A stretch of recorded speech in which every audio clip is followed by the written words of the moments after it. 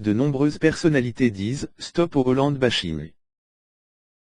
Dans un texte publié dans le journal du dimanche, plusieurs dizaines de personnalités du monde des arts et de la culture, de l'économie et de la recherche prennent la défense du président de la République. Plusieurs personnalités, parmi lesquelles l'actrice Catherine Deneuve ou le chanteur Benjamin Biolay, signent dans le journal du dimanche une tribune dénonçant « l'acharnement indigne » et le « dénigrement permanent » dont ferait l'objet François Hollande.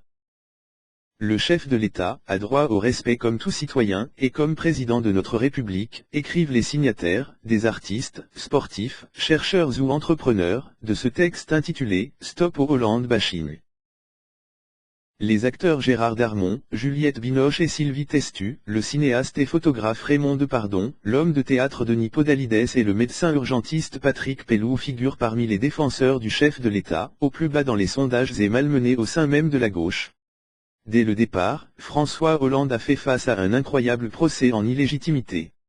Ce dénigrement permanent met à mal toutes les institutions de la République et la fonction présidentielle, selon les signataires. Il perdure encore aujourd'hui malgré la stature d'homme d'État que François Hollande a parfaitement incarnée, tant dans les crises internationales que lors des épouvantables tragédies que notre pays a traversées. Scepticisme.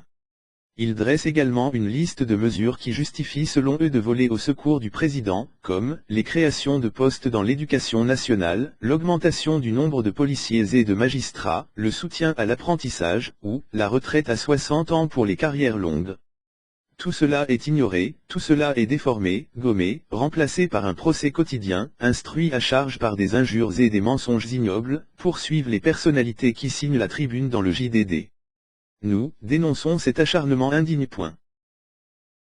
François Hollande est confronté au scepticisme d'une partie de son camp, qui lui reproche notamment les confidences à deux journalistes du Monde consignées dans le livre « Un président ne devrait pas dire ça », paru le mois dernier.